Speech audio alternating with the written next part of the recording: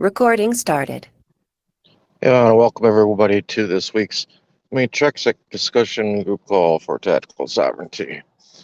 This, I believe, is the 15th of May, 2022. So, what I've got this evening is really some observations I've made from the beginning, from starting to first, look at things and really start researching and figuring out what the heck is going on in this world, because we know things aren't happening, the way we really think. And one of the things I noticed as well, which I'm going to hit on a little bit this evening, is that so many people seem to get stuck. They find out a little bit of information, and number one, they don't even research that information. They just kind of run with it, and they don't go anywhere further from there. Um, Generally, it seems like I can figure that out within the first minute of talking with somebody, or even reading things that they send. Many times people will even comment on different things in social media or whatever. Whether I've posted it or somebody else, it doesn't really matter. I read just, several sentences, and I know really right where they're at. And majority of the time, I really don't even respond. And the reason why is because in order to unwrap the situation, it might take half an hour with the individual to do that. But I'm just going to cover some of what I refer to as my private investigation, and I'll tell you why it was my private investigation. And actually, I've done this before. I think I'm going to turn my camera off because there's no point in watching me listening to this. I don't have a presentation necessarily to show you. So I think that so many times that when people are appearing on camera, it takes away a lot from what people are saying. Um, I am a visually minded person myself, and being visually minded, what you're seeing starts creating different other ideas and thoughts in your mind, things like that. Next thing you know, your mind has kind of drifted away from what's going on or what's being discussed. And this is part of the reason why I had to do what I call my private investigation, was because when you start looking into things, start researching and looking at different information, different things different people bring forward, it's easy to accept one deception for another. It seems like that's what happens so many times. And so, I came to a point where, we need to decide what's important to us. And so many times when people start looking into things, they do it for, I say, four basic reasons. And I'm going to cover those four basic reasons here this evening as well. But a lot of times, depending on what that reason is, say, for instance, it's a personal situation, and, they're maybe facing impending jail coming up sometime soon, then they're going to be looking at what they're researching really with blinders on. They're going to be looking at things from the direction of how it can help them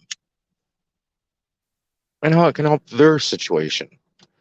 And that's really not the point of learning that you're really going to find out very much from, because you're not going to see some other things that really stick out that make a big difference. You're just focused, you're honed in on trying to figure out, whether it's your child support issue or a tax issue or whatever the case may be. And a lot of times, one of these things that people stumble on, I would say also, would be maybe even a driving situation or whatever. And that's when, you start looking into licenses and the legality of all that. And at the end of the day, you've really got to decide, you know, what hill you're going to die on and what topic you're going to let consume your life. Because if you just hone in on one single aspect and only that, you're going to miss the big picture of what's really happening and you're really going to end up spending years spinning your wheels.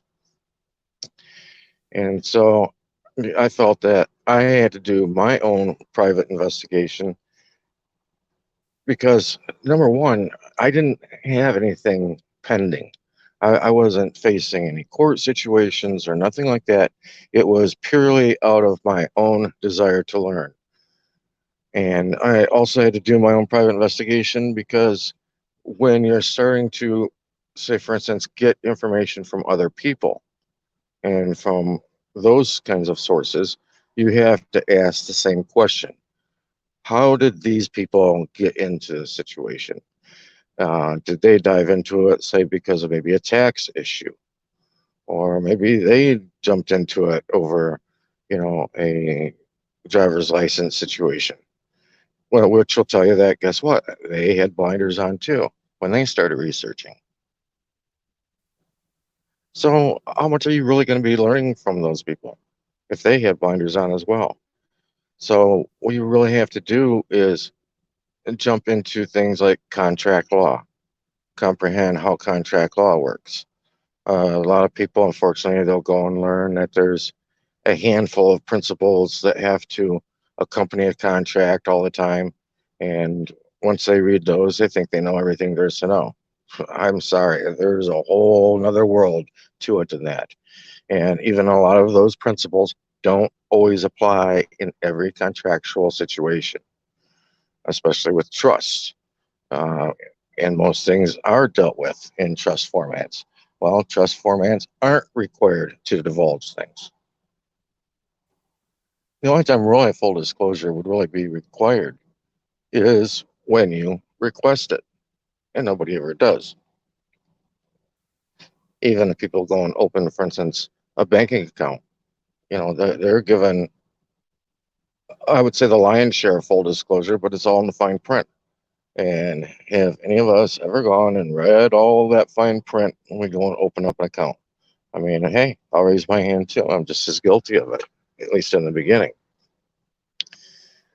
And so, looking at things from that perspective, it was like, yeah, I've got to go in, learn those things, learn the basic laws of agency, the agent principal relationship, how that works, learn how trusts are really formatted and what's really going on in a trust situation.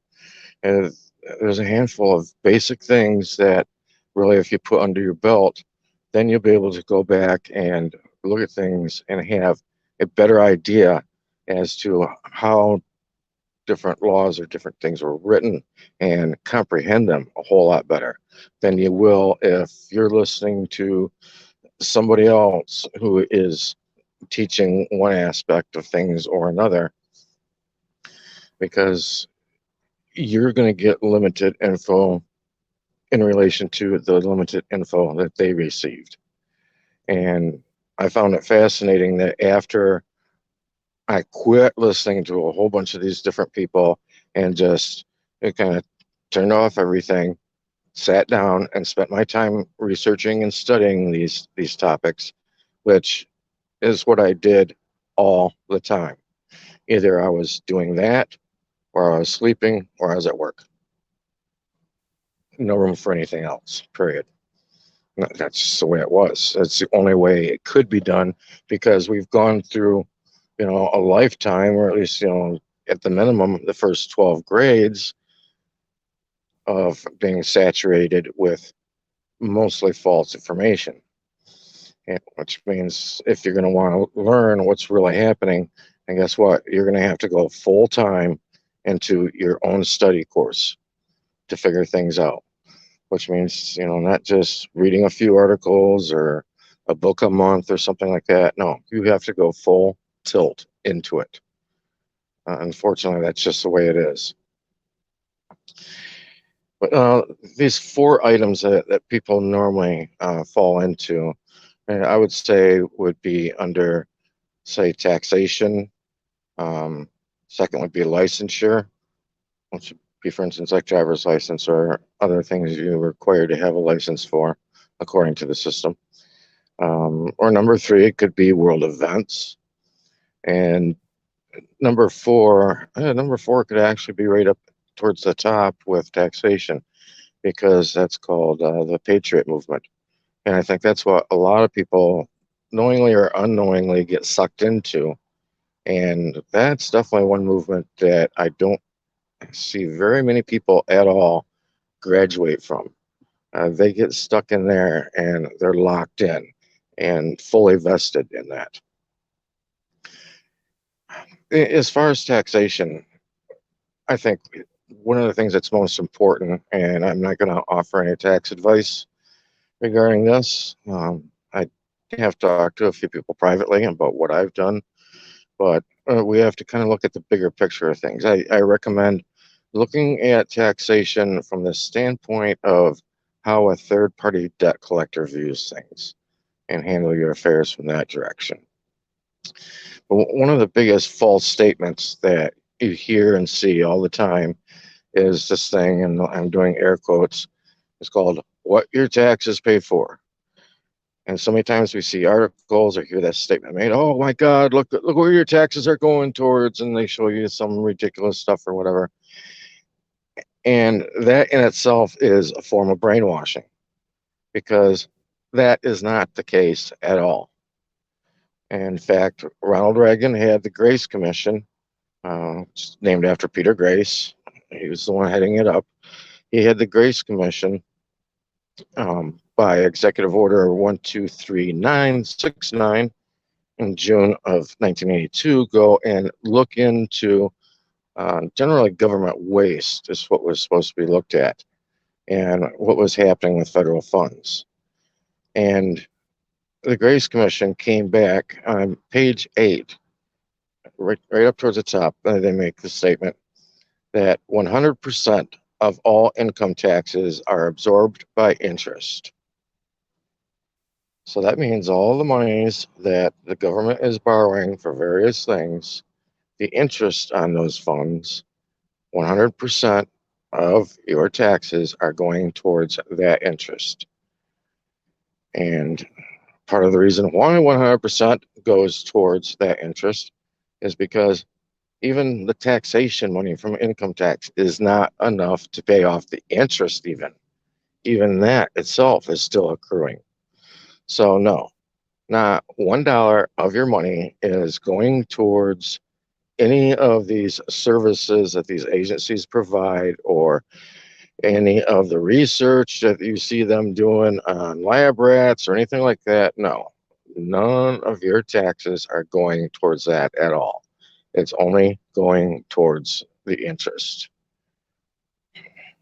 I remember listening to a banker from the Jewish sect here a few years ago talking, and in regards to the debt and being repaid, the bank's idea was that the big banks, that they don't care about being repaid as long as they're getting the interest. Because as long as another entity is in debt to them, you have control over that entity. It goes back to the biblical principle that the borrower is servant to the lender. Well, if the bank has lent the money, guess what? They're the ones that are handling, the strings on that puppet. That's just how it happens. And they like it that way. That's the way they prefer it. I've heard people as well, in reference to the Grace Commission, say that that was the reason why Ronald Reagan was shot, uh, which wasn't the case at all. In fact, I would say that his action with the Grace Commission was his answer to having been shot about a year earlier, because he was shot in, I think it was March of 1981. And the executive order for the Grace Commission didn't happen until June of 1982, almost, over a year later. So, yeah, that wasn't why he was shot, but I would say this was his response to being shot, which makes perfect sense to me. Go after the money.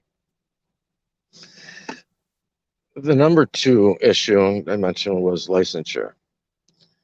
And I won't go into that too in depth, but I mean, this is going to involve, an automobile, or your employment, or even say right to employment, which is kind of a biggie. I might get into that a little bit later into kind of the patriot movement situation. But we have to realize under the driver's license, majority of the people, they're facing the DUI, they're facing child support or other issues as a reason why the driver's license was taken away. And I think that's one of the reasons why we see that as being one of the big things that most people jump into, like you want to call it the truth movement, whatever, and start looking into. But like I've said, you've got to decide what hill you want to die on. And to me, that's not the most important one. It's really about, with licensure, it's about correcting contracts and our relationship to those contracts. That's really what it's all about. The contract makes the law. And that's the only thing the courts are really doing. They're enforcing contracts. You can look at any situation, and at the bottom of it, that's what you're going to find.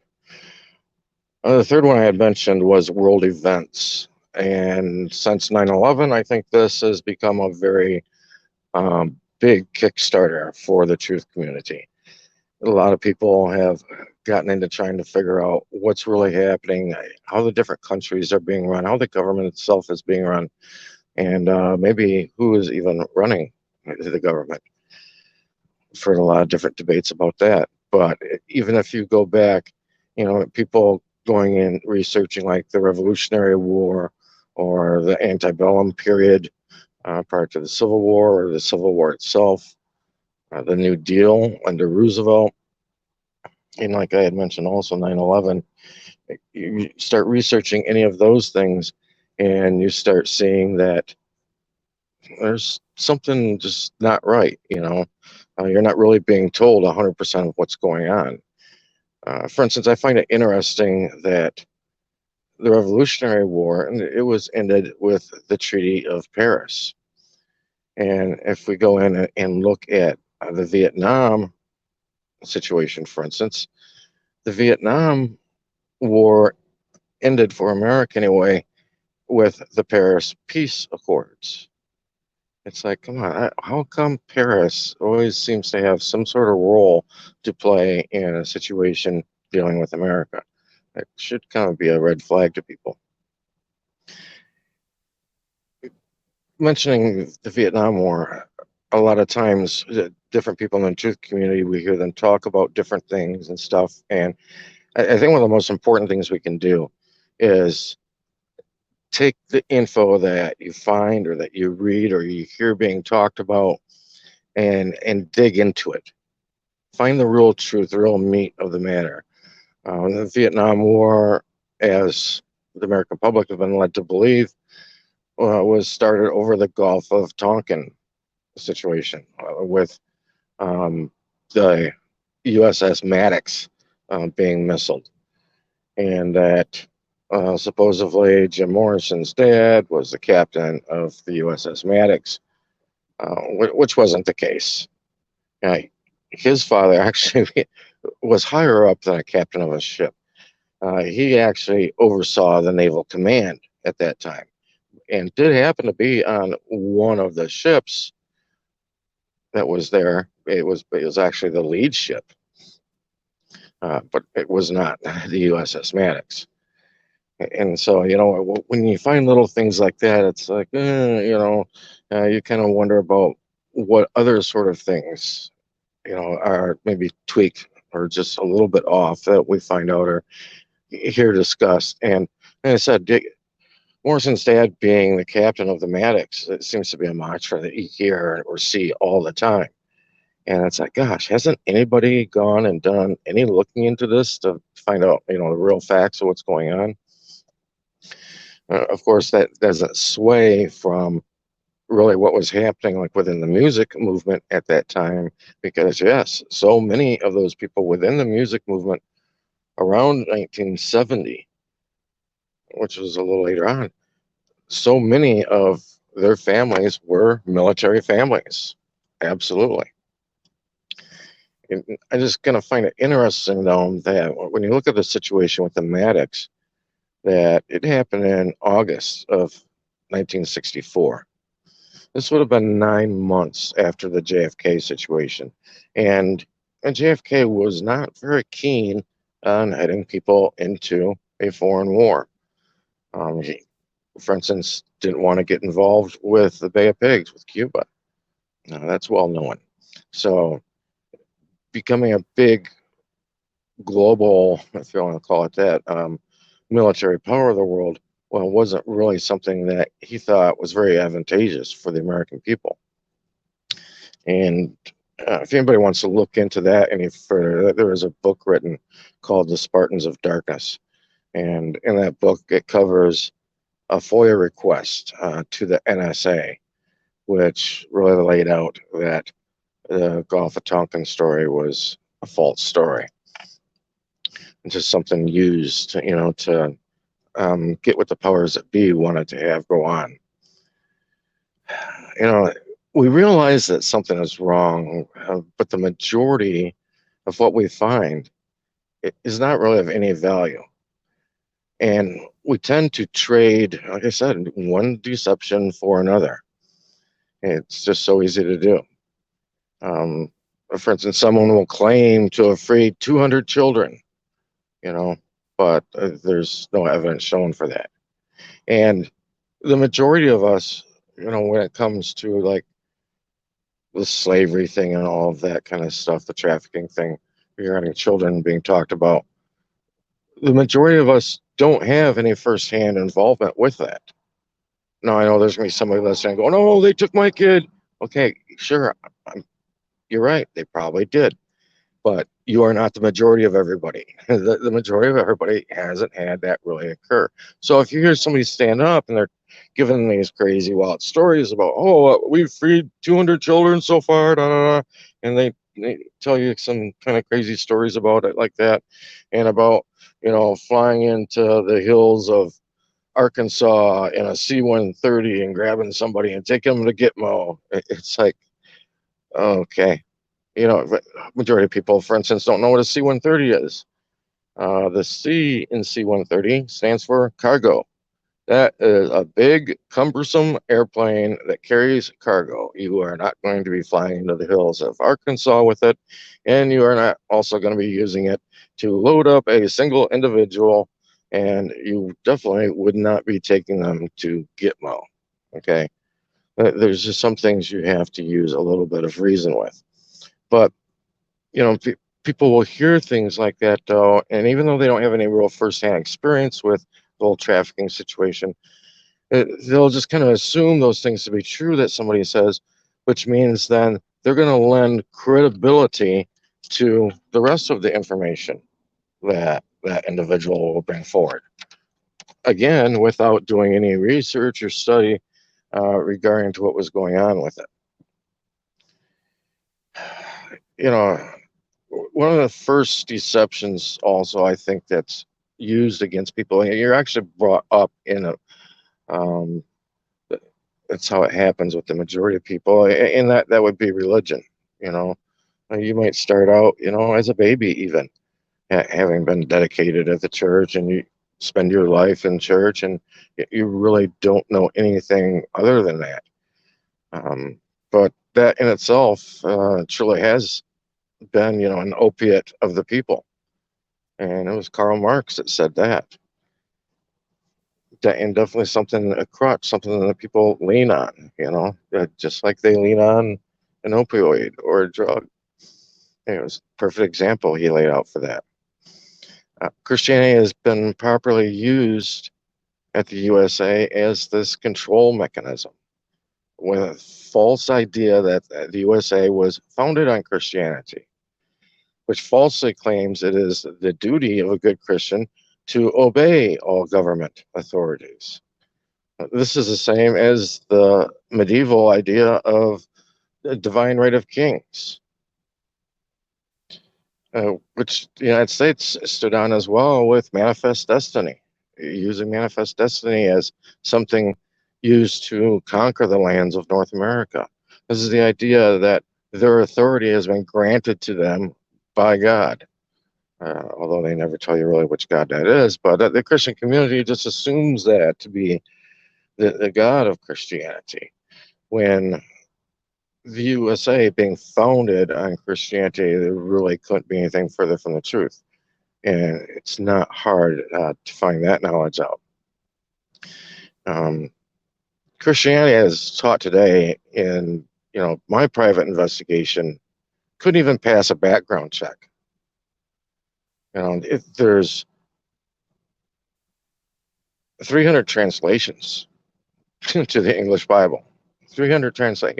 Stop and think about the people that say that the Bible is the infallible, inerrant, unchanging Word of God. I'm sorry, there's 300 translations in the American language alone. That's 300 times there's been who knows how many changes in each one of those. So how can you believe that that would be inerrant? And even Christianity itself has over 35,000 different denominations. And does it sound like a unified movement? And of course, everybody probably in Christianity thinks that, well, we have the correct definition of Christianity, and we're the ones doing it correctly. Everybody else is doing it wrong. But I'm sure each and every one of those 35,000 plus denominations would tell you the same thing.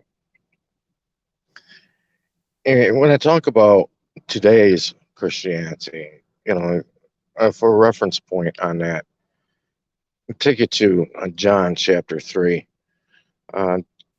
Jesus told Nicodemus not to ponder, which means not to think about, not to wonder about. He said not to ponder about being born again.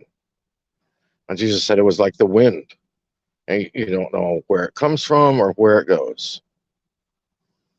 Which means you yourself in your own reasoning cannot necessarily say whether or not you're born again. In fact, I would say that the only entity that could decide that would be the Creator himself. And, well, guess what? That's just another way of man putting his butt on the seat of the most holy and saying, I get to decide if I'm born again. I mean, gosh, I remember growing up, how many times I heard people like even ask the question, are you born again? And for some reason, it was just always kind of unsettling in the back of my mind. And I really wasn't sure why. But I think it really displays itself well when you go right to the source and look and see what Jesus or what Yeshua had said about being born again to Nicodemus. He said not to ponder it, not to wonder about it. If there was a way that you could absolutely know for sure, I think Jesus would have told Nicodemus. For instance, Churchianity today or the Pauline doctrine says that you have to believe in the death of Jesus Christ and his resurrection. That's a requirement of being born again. Oh, and you have to invite him into your heart, on and on, although there's no scriptural basis for that either. But if there was a way of knowing, why didn't Jesus tell Nicodemus, hold on, we're just in chapter 3 of the book of John here, Nicodemus, 16 chapters later in chapter 19, I'm going to be crucified and then I'll rise again. And then if you believe on that, then you're going to be able to know that you're born again. Well, why didn't Jesus teach that story? It didn't happen. Like I said, Christianity today or Churchianity today, it doesn't even pass a background check. And that's one of many examples of it. And I wouldn't want people to think I'm saying this claiming to be unchristian or anything like that. No. However, I will say, anybody asks me if I'm a Christian, I'll tell them no. And the reason why is because I know the mental conditioning of people today. And the mental conditioning of people today is, if people are talking about politics, for instance, they're going to immediately, in their mind, says, I got to put you in a box. And so they listen to you and they decide, Are you Republican? Are you Democrat? Maybe you're Libertarian. You know what I mean? They're immediately wanting to put you in a box. And the same thing with Christianity. Everybody on earth has their own viewpoint. Those who know about Christianity have their own viewpoint of what a Christian is. And so if you say, yes, I'm a Christian, then what you're doing is you're saying, yes, I agree to whatever your definition of Christian is, even though I have no clue what that might be. So absolutely not. I would never tell anybody that that was who I branded myself as. If I branded myself as anything, I might say that I would brand myself as a follower of the way. And the reason why is because the majority of people, even in Christianity, don't know what the way is. The way is what Yeshua was teaching. And in fact, he told his disciples, because they asked, what do we do after you're gone? He said, to go to James. And James picked up the mantle and he was going forward with the message of the way. And the message of the way just got hijacked by Paul, and boom, all of a sudden here's Christianity. Okay, so I'm just going to leave that at that, I guess. Yeah, but this is a perfect segue really into number 4, which is the patriot movement I had mentioned about earlier. And the patriot movement is where most people get stuck and never learn the fallacy of patriotism. If they were to even read 1 Samuel chapter 8, they would realize that the Creator has no place in man's government, which has become really more of a religion with its own denominations, like I mentioned.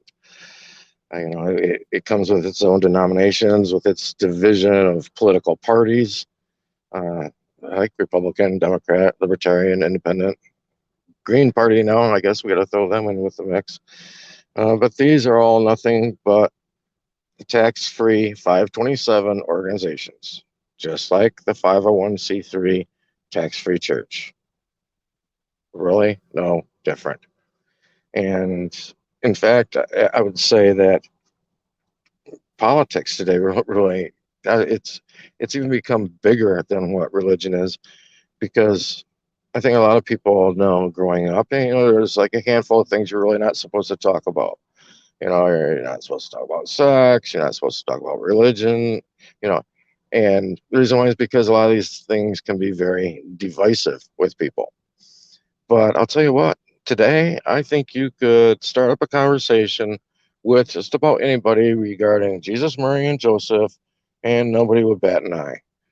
But if you started up a conversation today talking about Trump or Hillary or Obama or something, you're going to end up with a knockdown, drag out fight.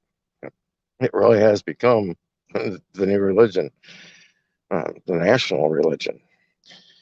And I'd say television is probably the biggest promoter of this national religion. And I would say television as well, probably the most overlooked drug that there is, that I would say almost everybody is addicted to. I know different people will say something to me and they'll be like, oh, did you see such and such a show? And halfway through, they'll stop themselves and they'll be like, oh, I forgot, you don't watch TV. I'm like, yeah. And they're like, oh, well, this and this happened. And it was kind of interesting. And, as they continue talking, they'll be like, oh, yeah. And you know what? Did you see such and such? And then they'll stop themselves. They can't help it because it's just so natural for them. And, the television rules so much of people's lives. I mean, like I said, that is the biggest addictive drug that there really is, and probably the most dangerous, because it affects what you think, it affects how you think, it affects your purchasing habits, probably affects more of people's life than they even realize. And the television has been the biggest promoter of that national religion. It's constantly using buzzwords, and even on the radio, you hear these different buzzwords on different stations you might listen to. But they'll use words like, your government or your public servants or your president. And you can only hear different things like that for so long before finally you kind of stop hearing it. And your mind or your subconscious just starts accepting it. You know what I mean? And you start identifying with it. And you think that it becomes some great thing to be, for instance, like, a national, or so much of your identity is tied into your nationality. And like I said, it's not supposed to be that way at all. In case anybody missed it, I say go read 1 Samuel chapter 8. It should answer a lot of questions for you there. And at the same time, voting has been used in the same way, to indoctrinate people. It was used really to make people feel like they are being a part of something, that they're participating.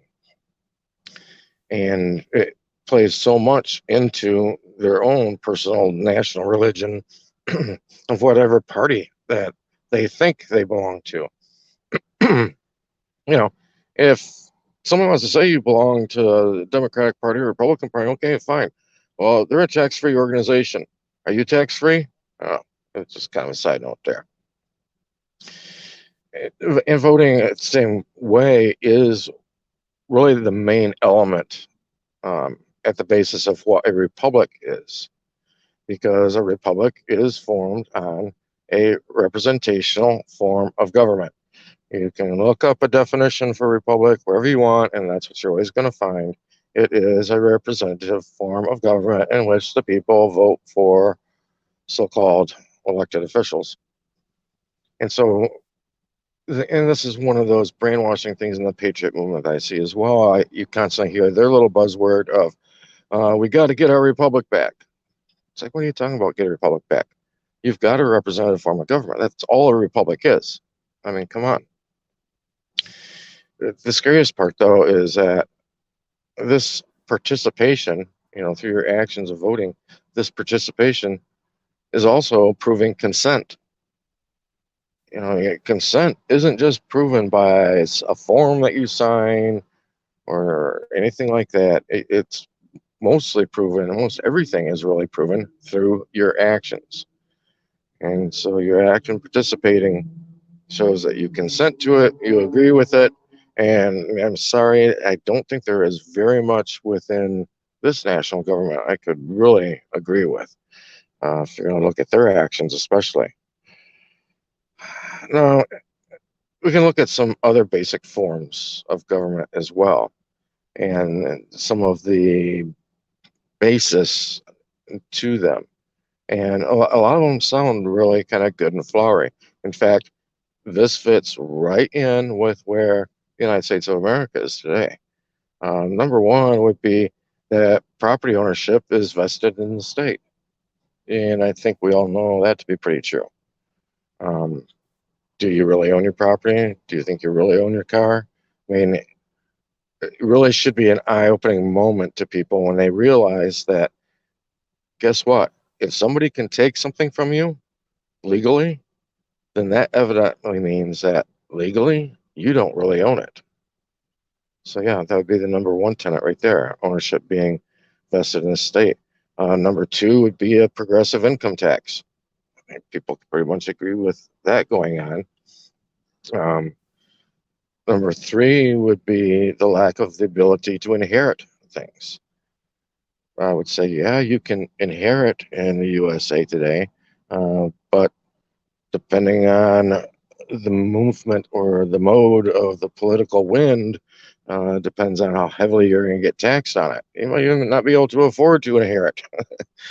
Number four would be that the control of money would be vested in a central bank. Well, we can say, yeah, that's pretty much the case. It's the way things are working today with the Treasury and the Federal Reserve. Number five would be that children should receive free schooling, that there should be public schools. Okay, I check that box. We've got that. Also, a central control of communication. And when I say central control of communication, I'm not just talking about, maybe telephone usage or internet usage, but communication also deals with media. How is information being disseminated? And we see more and more that that's really just kind of shrinking down to a small handful, if not only one or two companies that are in control of this communication. Number 7, I would say, is equal job rights.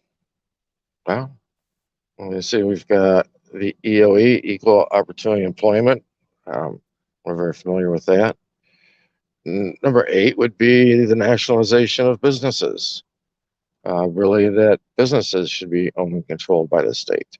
I think we've seen over the last 2 years things going on where Secretary of State stepped in and tried to shut down different businesses from operating because of the fear of some invisible thing they can't identify that could damage somebody's health.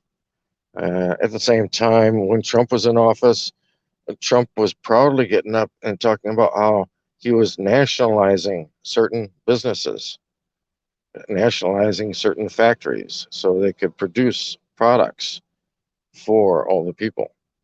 That right there is what number 8 is about, the nationalization of businesses. And I think these previous 8 things I've mentioned, people have really felt comfortable with. Yeah, this is what's going on. And some people might even side with it and say, yeah, this is what needs to happen. But let me tell you where these came from. These came from the planks of socialism by Karl Marx. We need to realize that. But when we're hearing things, we need to stop and look for sources. Where's this idea coming from? Is this healthy? Look at all the different possible outcomes and directions that something could take. It might seem good at first, but ultimately, no, it's not really a good thing. This is why I say all of us, people complain, for instance, about, we're lied to in school or lied to by our teachers or lied to by the adults. But I've said it before and I'll say it again. There is only one individual person that is responsible for your education, and that is you. One of the things that nobody likes to do is accept any responsibility. I've said before that, our ego is our number one attorney. It's always looking for somebody else to blame, somebody else to point the finger at. But there really comes a time where we have to start accepting, our own self-responsibility for things. And I think our education is number one when it comes to that, because the goal has always been to have a control over the minds of men. If they could control the minds of men, then they'll be able to control the flow of the masses. We need to decide who's going to be in control of our mind. Somebody that you've never met and never will meet, or you. Are you going to be the one in control of it? These are just a handful of things I think people need to pay attention to. Look at these 4 basic things that really get people into realizing that something is wrong, whether it's licenses or taxing or the patriot movement or world events that have occurred. And realize, though, that you can't get vested just on one of those topics. You really have to kind of take a look at all of it and start painting yourself, that bigger picture to where you're going to be able to connect the dots. And then when you go back and you start studying real world history and things that have occurred and the peopling of different continents and who is controlling it, then a lot of these things all start making sense. You see that everything is really starting to culminate and starting to come together. It's starting to bottleneck. And when it does that, you're heading closer and closer to what that final outcome is going to be. And we need to realize that. I'm going to jump over here and unmute my co-host. on the board. And if I can find him, and just say hello to Keith. How are you doing tonight, brother? I am well, very well. You made some good points there, and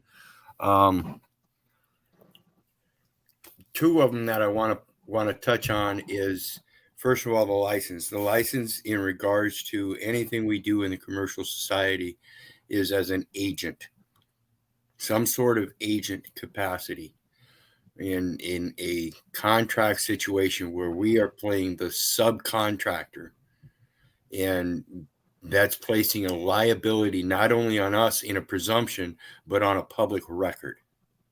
And if we're operating in, if we believe we're operating in a private capacity at any time, and we're using any of those identifications, we're operating as a subcontractor. Whereas if somebody's got an oath of office, then they're a contractor with the government, one way or the other. And one of the things I want to point out, and I've been pointing this out for quite a while, is that definition of resident. Resident in the U.S. Code is determined that no person shall reside within the zone, and the zone being defined as a foreign trade zone, except federal, state, or municipal officers or agents. And so if you've taken an oath of office, you would be an officer.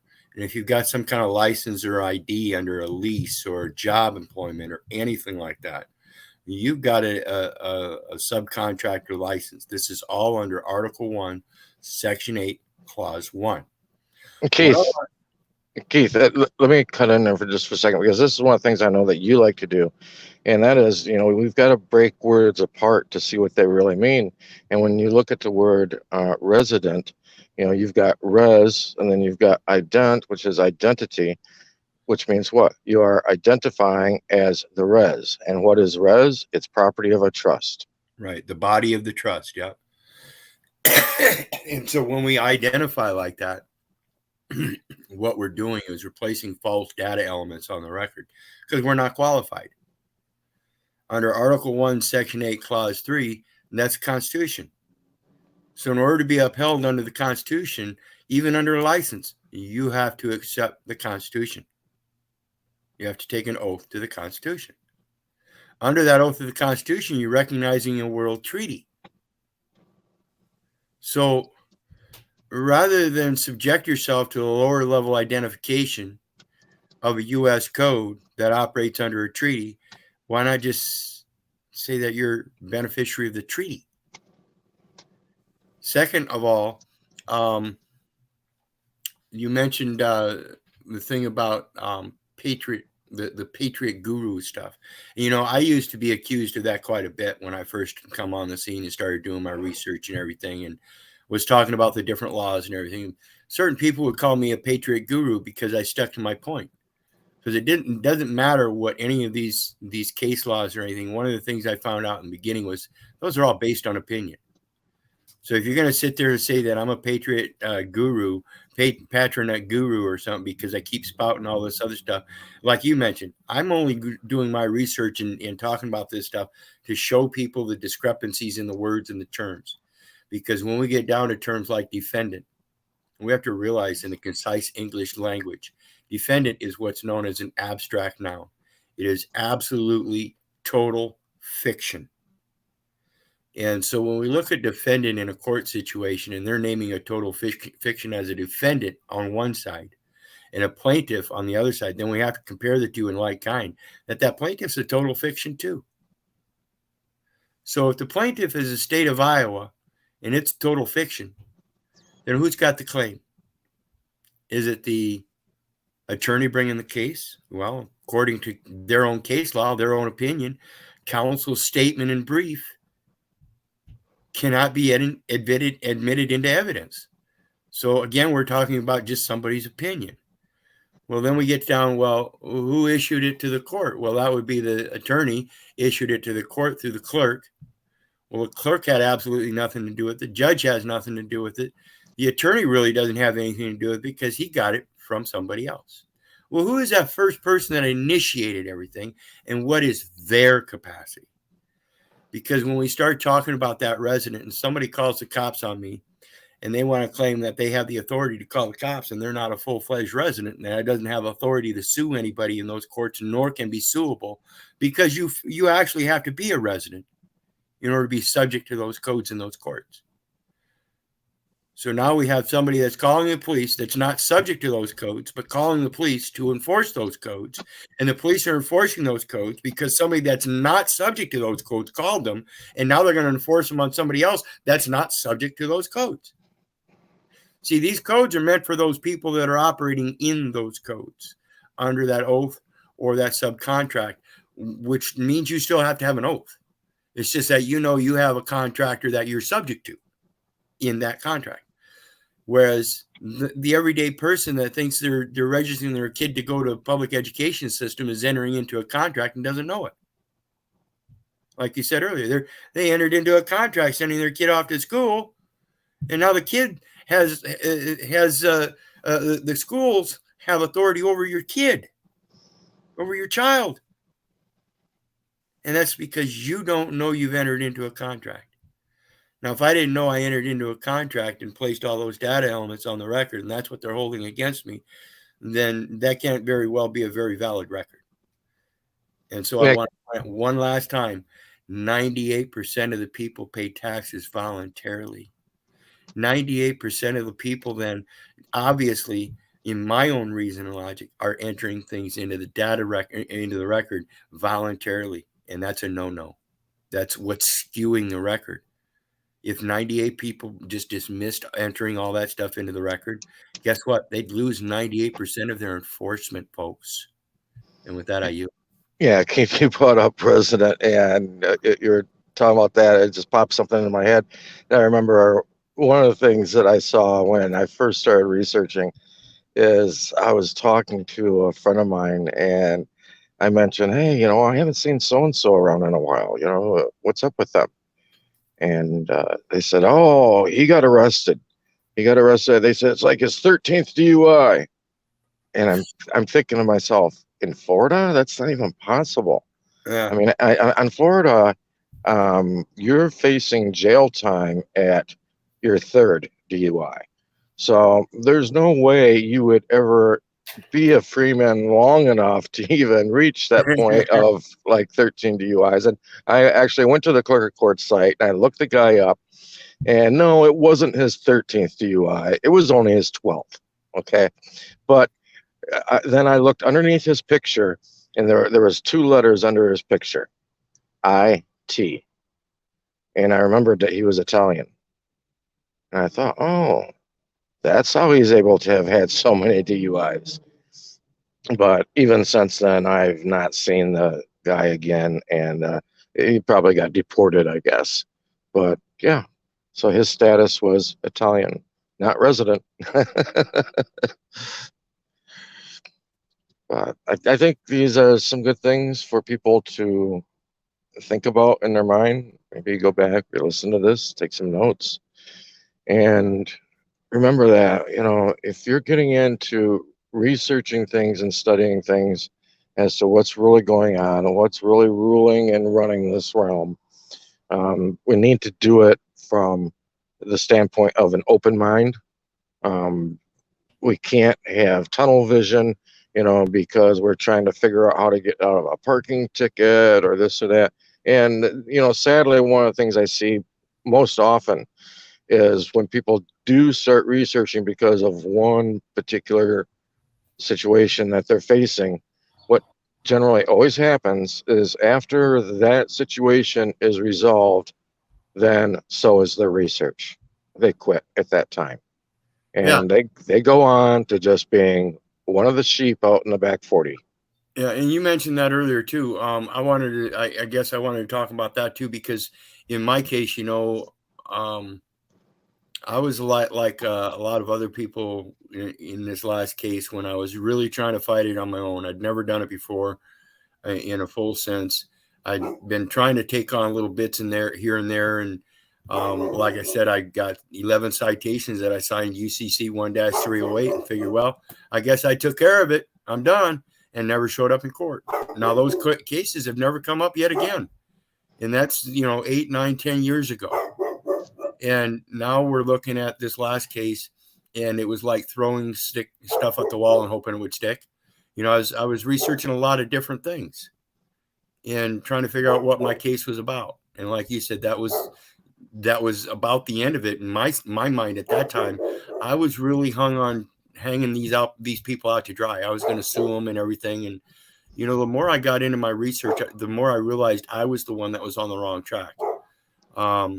Granted, there are a lot of things that are being done wrong, and there's a lot of things that I can do to help correct them.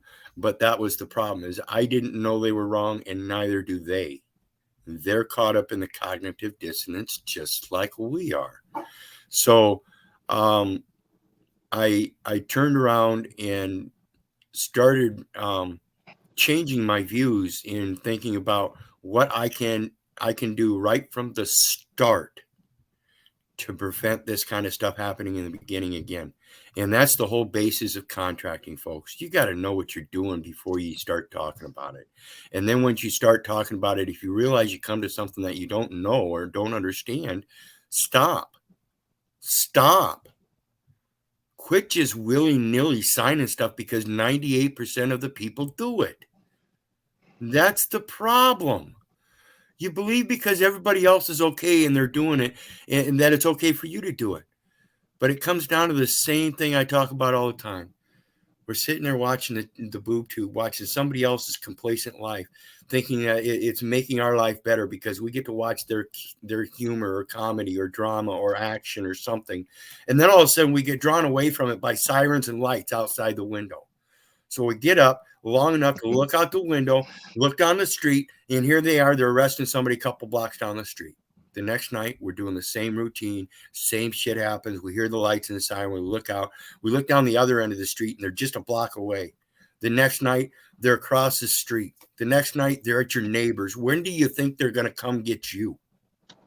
You better start paying attention. And when you start paying attention, don't stop. If I'd have stopped or geared my research and just did not remain open-minded and went after these people, I'd be the next one sitting in prison again. Doing. Keith, let me add to that, because you had mentioned UCC 1-308, and that's one of the beginning things a lot of people do as well. But if you go and read, and not that I recommend using any of their codes or anything, but if you go and read Uniform Commercial Code 1-308, nowhere in there does it tell you to write UCC 1-308. What does it tell you to write, Keith? A reservation of rights without recourse. Without prejudice, exactly. Yeah. And that's without prejudice. Think about that, folks.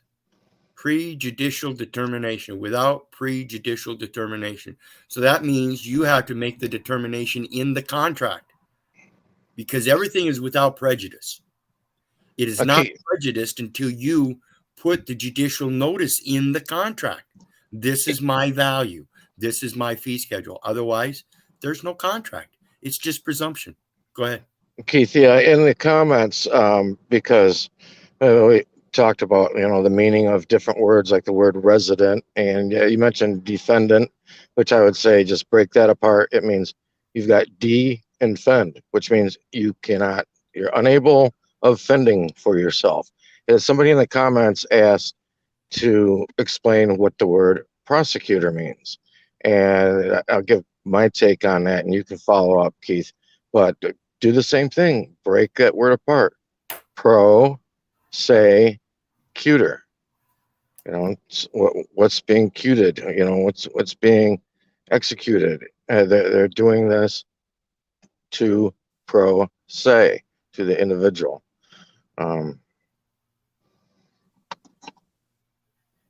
What's your take on prosecutor, Keith? When it comes to prosecutor, we've got pro, say, cuter, just like you said. And cuter means to speak against, and pro means future. So it's a future speech against, and say is patriot, father. It's surname. So you could basically pro-ser cuter. Pro se cuter. and it's your standing. They're speaking against your standing. They're saying you don't have any standing, and as a defendant, they're saying you have no way to fend for yourself. Yeah, you've got prosecutor, and take that word. It's just like somebody who wants to represent themselves pro se, you know.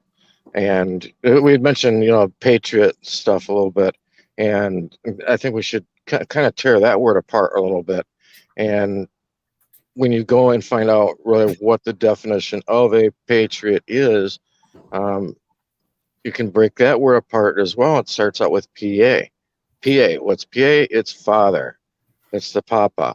That's where you get papal from, or your pope. It's father, and the definition of that word is someone who holds a reverence or an allegiance to their fathers or to their forefathers. And in the USA, we always hear about the founding fathers. Well, they may be the founding fathers of the company called the United States, but they're not my founding fathers. Yeah, well, again, yeah, patriot. It's a good one because you've got, like you said, pa, try, ot, ot as in otolaryngology, speech, as in oath. So you speak of the Trinity of the Father, if that's what you want to think about patriot. But then in the Scripture it tells us now we're not supposed to pay tribute, pay, try, tribute to an earthly father, for there is but one Father which art in heaven. So if you're going to pay a tribute to a nationality and call yourself an American, you've already obliterated the Scripture. You've already become blasphemous. That's that U.S. citizen and resident. When you use that stuff, you blaspheme the Bible and go into contract of person, and he is a respecter of no persons. Yeah, I kind of was embarrassed this week. I was listening to Jack and Karen B on their anti-religious Bible study, where they're going through the Old Testament and kind of picking it apart compared to what the original Hebrew was saying. And he was mentioning some of these same topics. And he even said, gosh, one of the words that just totally flew over his head as well is we hear this term, the elect, and that's also kind of where you get your word electors from. But when you look at elect, you break that word apart. Your L and your act. Your act means somebody of, and L is, of course, L is that Canaanite god. You know what I mean? So you've got these people who think they are the elect. Well, what are they claiming? Once again, they're the people go, put in their seat, on the most holy, removing him. It seems to be the most common thing that's done. Well, yeah, and again in the Scripture in the King James version of the Bible, God talks about it says God talks about his elect, and it specifically refers to the children of Israel. And the children of Israel aren't people that are born in Israel. They aren't kids born in Israel. They aren't people that are born of Israeli descent. Children of Israel are those who adopt the word of our Father which art in heaven as a guide. We're not saying that the Scripture is true. We're not saying that the Scripture is holy. We're saying that the Scripture makes moral sense. If you read it in a certain way, you realize, particularly Romans 13, verse 1, says that there is no power but that which is ordained of God. And then it says that ye are gods. And then, of course, Jeremiah 1:5 is one of my first favorite verses, is before I formed thee in the belly, I knew thee. Before thou was cast from the womb, I sanctified thee. I ordained thee a prophet unto the nations. Now, if that all of that is true, and we're able to self-govern, even according to our own government, you're allowed to self-govern somehow, but yet they impose all these licenses and stuff to do so. So how is that? Well, the problem is that everybody is born into this world and they get that birth registration, and that proves right there that somebody forgot about the lineage and the hierarchy of the elect. And so they selected select, and twisted the election by a selection because somebody else gave them an election and said, you have options. You can do it or you can go to jail. And if people really knew what it was all about, they'd know that you can't go to jail because of it. The birth registration is a commercial element, and you cannot be put in jail for not filling one out because that is a debtor's prison. That would prove that what they're doing is unlawful. That would prove that the license itself is fraud. Now, I don't know how anybody else looks at it, because if a contract is valid between two people, why would you need a third-party license? The license itself is a mere matter of insurance for the subcontractor to hold the contractor harmless and indemnified. Whereas if you're a beneficiary, you still have that same recourse, but you have to save your receipts and give directives. Otherwise, you're signing those documents before you get a receipt, and that's involving yourself in a contract. And you should only be receiving receipts upon beneficiary context. We've broken hour here, Keith, but I wanted to say, I think, you're bringing up these three-party contracts. I think the best example really for people to see of this is with the marriage license. There you go with licensing again, and you're bringing in a third party into it when really it's supposed to be a commitment or a covenant between you and your mate and the creator, God. That's it, not man. But if you're going to bring in that third party, then guess what? That third party is going to assume a higher position in that contract, and they're going to be the ones that are going to dictate what happens within that marriage or what happens upon a dissolution of it. Yeah, and that's the basic principle of a trust does not fail for want of trustee, because a man and woman can become companions without anybody else knowing it, in a legal sense, except by observance. Actions speak louder than words. A woman walks into the door of a man's household, and that man is single, and that woman is single. Most people are going to get the idea, hey, those two are they've got a level of intimacy that they don't have with other people. And that's what it's about, is the privacy and the intimacy. People that are in this modern time walking around with the wedding bands and stuff to prove their fidelity.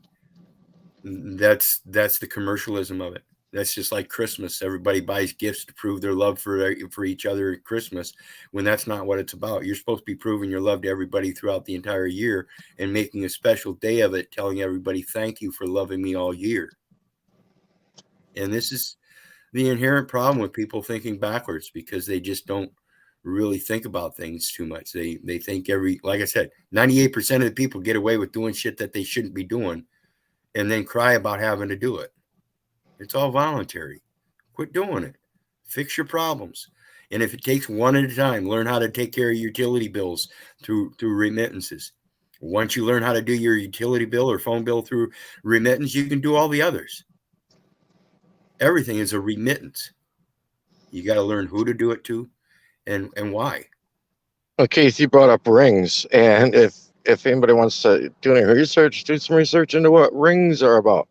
Rings were really ultimately about ownership and slavery, whether it was in the nose or on the hand. Well, the ultimate symbol of a ring is the snake eating itself. And that's what we're talking about with these political systems. There isn't a political system that lasted over 250 years, guys. I think we're coming up on the end of our political system is all. And what it is the snake eating itself. Once it gets so much, it has to start eating itself, because it can't eat anything else. The system's not going to give it anymore. It still has to grow. How can it grow anymore? Like I said, 98% of the taxes are paid voluntarily. How much more do you have to give? None. Everybody's giving everything they've got. So now is the time the snake has to start eating itself. It's reason and logic and nature. And we're coming upon times of change. One of the biggest things is the blockchaining. We started out with Bitcoin, 15 years ago, blockchaining. Bitcoins, and that's a matter of private chain of title to your data elements. That's all that is, and that's what I'm doing with my own site and establishing private lines of communication, so you can start initiating those communications in the proper way according to your needs, and dismissing the contract elements, because you're not supposed to be part of those contracts, guys. Really, you're not. That's a military venue, and it's for insurance purposes, so the military doesn't step outside of its bounds and start killing people wantonly. You know, not everybody is a military faction, and they're not supposed to be involved with the police. The martial law chiefly affects the police and the collection of public taxes and revenues, whether by the expelled army or the invader, specifically for the use of the army, its safety, and the safety of its operations. Well, you're saying, Keith, you know, when it comes down to really anything made by man doesn't last. It ends up imploding on itself. And the United States of America is, I think we're knocking on the door here, 243, 244 years right now. And so it's just a natural cycle of things. If you ask your grandma and grandpa what the big stores were when they were young, it was Sears. Everybody went to Sears, right? Yeah. You know, or maybe when we were younger, much younger, it was Kmart. You know, well, Sears is gone. Kmart's gone. Now Kmart absorbed Sears, and then Kmart folded. You know what I mean? Yeah, and Woolworths disappeared before Sears did. Right. Well, Woolworths, I forgot about that. Woolworths was one of my first jobs. Yeah. Yeah. And Woolworths was a great store. It really was. They had everything there, including the soda counter. Yeah. Well, all right, Keith. Well, we're over an hour. And so, like I tell people every week, you know, if you want to know where to learn, study who you really are, where you're really from, and where you're really at, because that's where the deception's been at. Thanks, Keith. Yes, sir. Have a good night, everybody.